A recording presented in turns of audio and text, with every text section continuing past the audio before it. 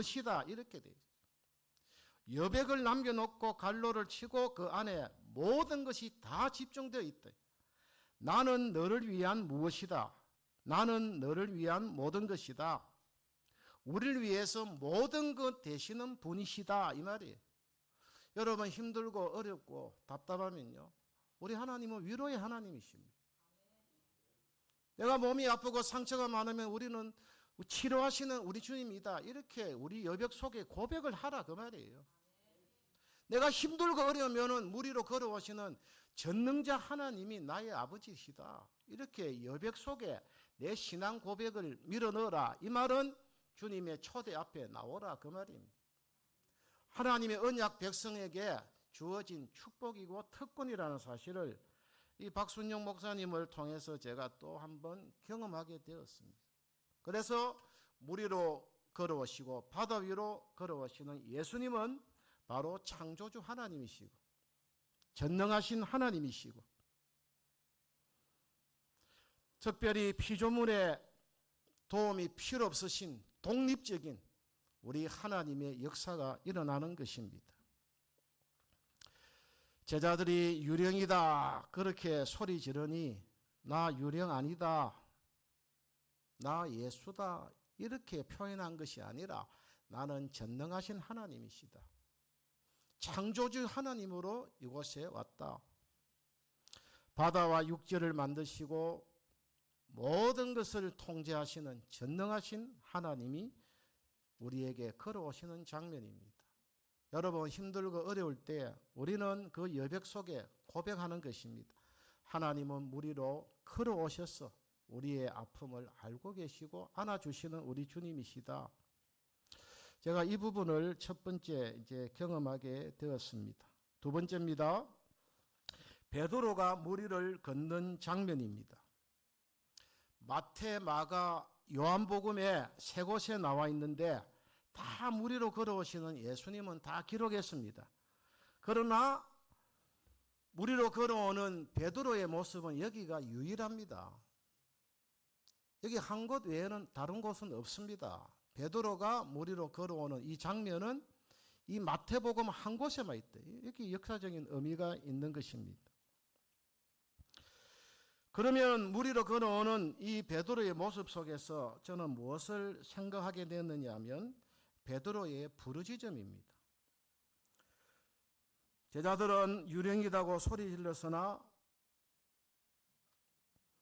분명히 베드로는 고백했습니다. 28절에 보시면 주여 만일 주님이시거든 나를 명하사 물 위로 오라 하소서.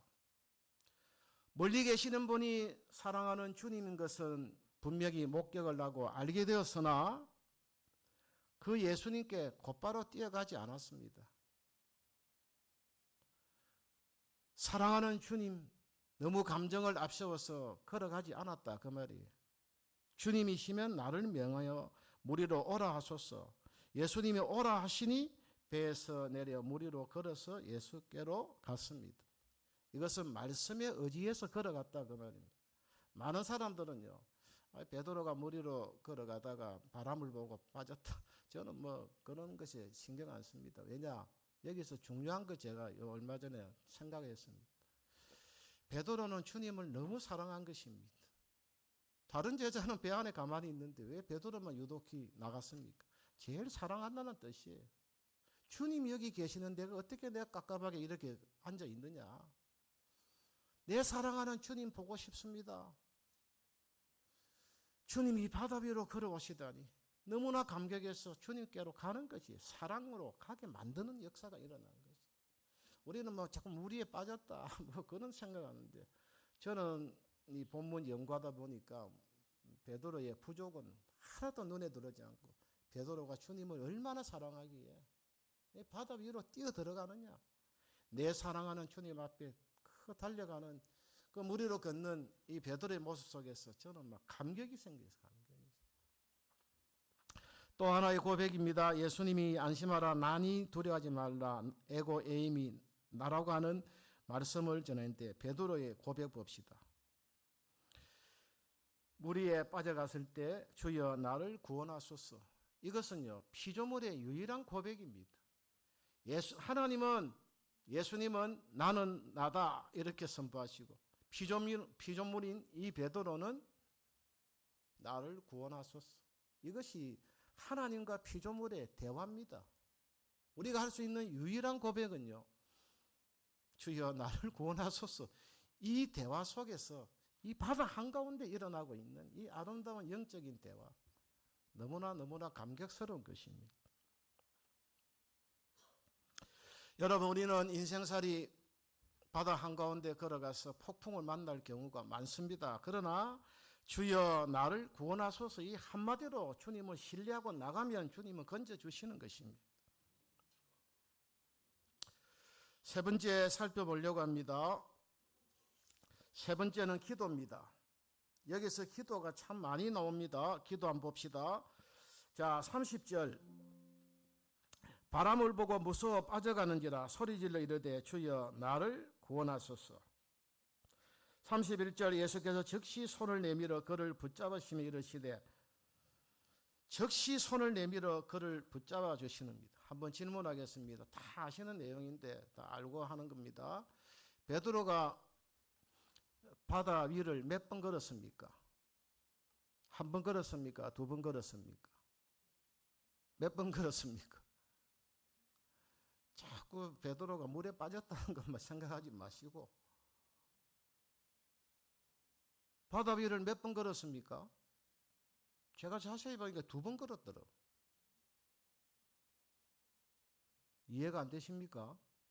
첫 번째 분명히 바람을 보고 빠져간지라 빠졌습니다. 그럼 예수님은 저만큼 오십니다. 배가 여기 있습니다.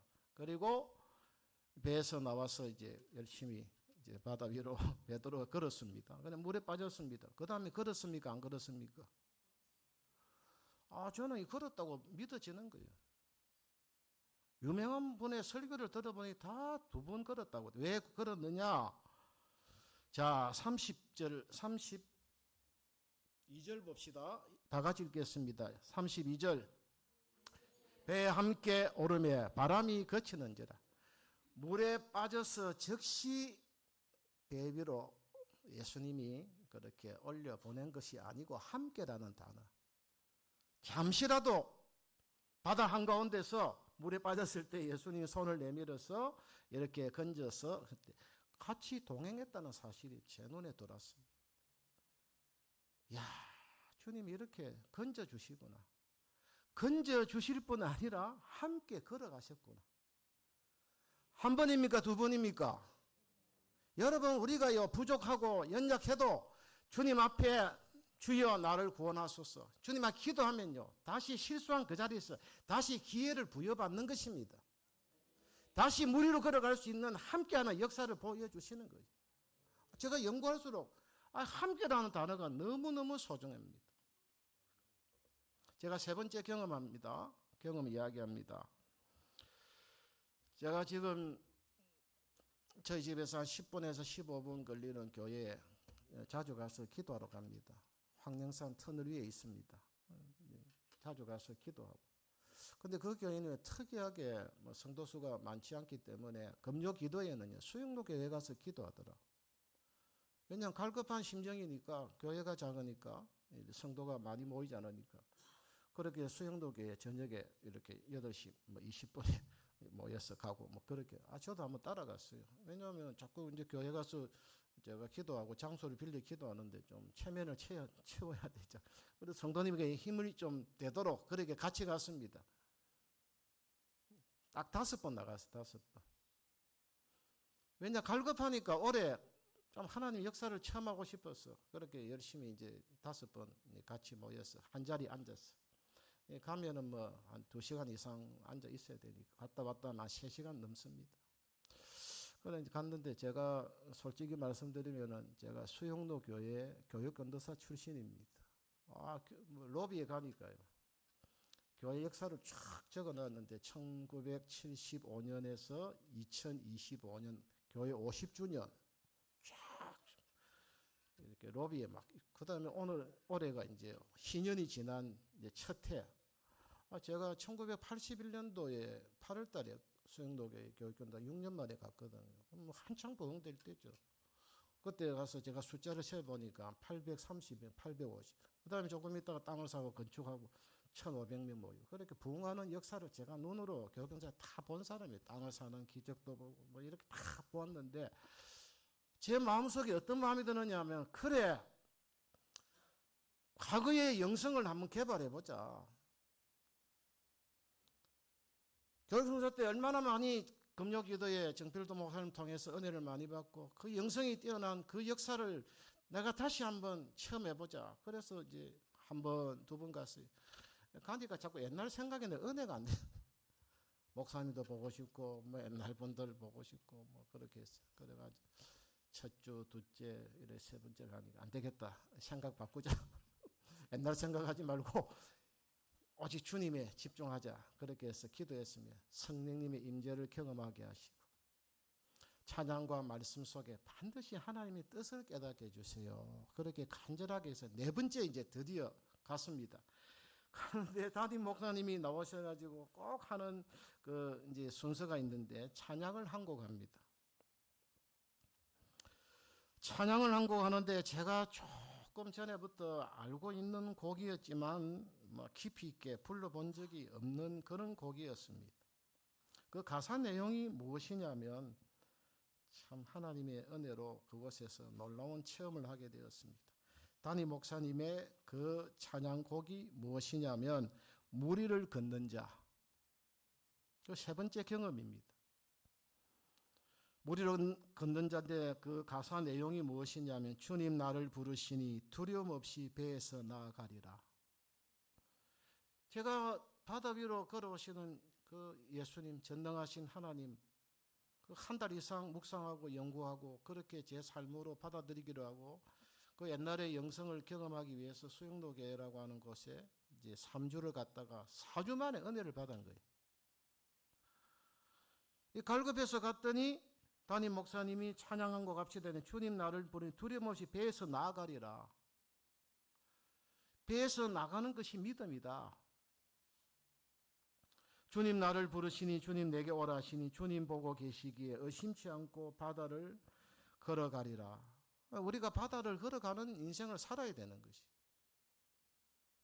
무리에 빠져도 아무 관계가 없습니다. 주님은 손을 붙잡아 일으켜 주시고 그 찬양을 막 참 은혜가 되어서 열심히 4주 만에 은혜를 받았어요. 지난주에 한 번 더 갔습니다. 이제 당분간은 가게 될 것 같습니다. 왜? 과거에 은혜 받았던 그 영성을 한번 재현해보자. 주님 나를 부르시니 두려움 없이 배에서 나아가리라. 주님 나를 부르시니 주님 내게 오라 하시니 김 목사야 너 바다 위로 걸어가자. 오래 한번 걸어가 보자. 너의 아픔과 상처 다 하나님이 치료해 주실 것이다. 세 번째 이렇게 불러주시. 한 번은 장면이 떠오르고 두 번째 에고엠이라는 박순영 목사의 책을 통해서 은혜를 받고 이제 수영로교회라는 그런 곳에 가서 한번 자리에 앉아 있으니 마음속에 배에서 나왔어. 바다 위로 걸어가라. 저는 설교를 이렇게 많이 들어보니까요. 고 오카노 목사님이 가장 전성기 때 설교하신 그 내용에 큰 감동을 받았습니다. 이 본문을 설교하시면서 이 본문을 묵상하고 내가 말씀 전하게 될 때에 주님의 생각이 떠올랐습니다 하시면서 말씀하시는데 두 가지를 말씀하셨습니다. 첫째, 배 안에 있는 제자가 되고 싶으냐 하고 주님이 물어보시더랍니다. 배 안에 앉아있는 제자가 되고 싶으냐. 두 번째는 베드로처럼 무리로 걸어가는 제자가 되고 싶으냐. 그래 목사님이 설교 준비하시다가 감동을 받았어. 저는 배 안에 앉아있는 제자보다는 베드로처럼 무리로 걸어가는 제자가 되고 싶습니다. 고백하면서 나도 그렇게 살고 싶습니다. 고백하시더라. 여러분 갈릴리 바다는 바로 우리의 삶의 현장입니다. 풍랑이는 그 바다가 우리의 삶의 현장이고 유령이라고 소리 지르고 불안하고 답답해하는 제자들의 모습은 우리 자신입니다. 우리가 똑같은 제자의 모습입니다. 그러나 다른 것은 하나 있는데 배 안에 앉아있는 제자가 되고 싶으냐. 베드로처럼 물 위로 걸어가는 제자가 되고 싶으냐? 날마다 물어봐야 되는. 여러분 1번입니까? 2번입니까? 답은 다 나와 있잖아요. 불평하고 원망하고 배 안에서 갇혀서 불안해하는 인생이 아니라 주님이 오라 하시니 말씀대로 가겠습니다. 한 번이 아니고 두 번을 걷게 되고 그 풍랑이는 바다 위에서 우리 주님과 함께 걸어가는 이 베드로의 모습이 바로 우리의 모습입니다. 주님이 그렇게 우리를 안아주십니다. 자, 마지막으로 제가 한 구절 보겠습니다. 23절 다 같이 보겠습니다. 무리를 보내신 후에 기도하러 따로 산에 올라가시니라. 저물매 거기 혼자 계시더니. 우리 예수님은 따로 기도하러 가셨습니다. 조용히 기도하러 가셨습니다. 그리고 저물매 거기 혼자 계시더니 얼마 동안 기도하셨습니까? 밤 사경에 비로소 물 위로 걸어오셨습니다. 바다 위로 걸어오셨습니다. 지금 몇 시간이 지난 겁니까? 저물매부터 새벽 3시부터 6시가 밤 사경인데 그때 몇 시간 동안 우리 주님은 그 산에서 조용히 기도하셨습니다. 여러분 기도 응답은 어떻게 받습니까? 주님이 때에 받는 것입니다. 가장 고난이 심한 그때에 주님은 찾아오십니다. 내가 아무리 절박하고 아무리 간절해도 주님은 때가 있다는 것을 우리에게 보여주십니다. 저는 이 장면이 또 제 마음에 참 와닿았습니다. 홀로 기도하시는 우리 예수님. 밤 사경에 물 위로 찾아오시는 주님. 여러분 한번 그림을 그려보시기 바랍니다. 바다 한가운데 걸어오시는 예수님의 모습을 늘 묵상하십시오. 바다 한가운데 서 계시는 주님을 묵상하십시오. 베드로를 건져주시는 주님의 역사. 또 한 번 걷게 하시는 주님의 축복. 여러분 여기서 제일 많이 나오는 단어가 또 하나 있습니다. 22절 한번 봅시다. 예수께서 적시라 위기 상황에서 급히 재촉하셨다. 그 다음에 또 제자들이 유령이라고 소리 지르는 26절 다음에 또 단어가 하나 나옵니다. 어떤 단어가 나옵니까? 27절 다 같이 읽겠습니다. 예수께서 적시 이르시되 안심하라 나니 두려워하지 말라. 또 적시가 어디 나옵니까? 적시 31절 다 같이 읽습니다. 예수께서 적시 손을 내밀어 그를 붙잡으시며 이르시되 믿음이 작은 자여 왜 의심하였느냐. 세 번 적시 유령이다 했을 때 안심하라 나니 두려워하지 말라 그렇게만 하신 분이 아니고 적시 말씀해서 너무 두려워하니까. 또 베드로가 물에 빠질 때 얼마나 숨가쁘게 외쳤습니까? 주여 나를 구원하소서. 그럴 때 적시 손을 내밀어.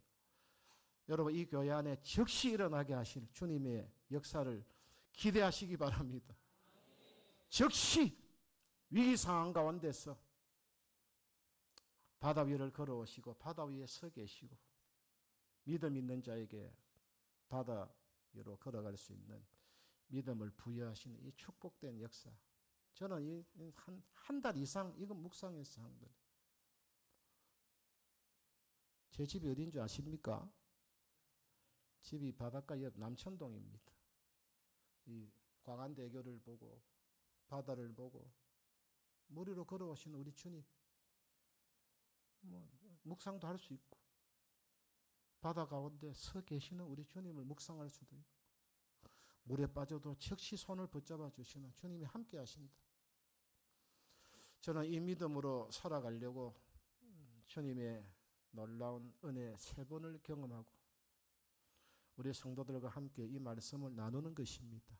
함께 물 위로 걸어가는 양무리교회 성도님들 되시고 놀라운 기적이 예비되어 있음을 고백하는 저와 여러분이 되시기를 바랍니다. 자비로우신 주 하나님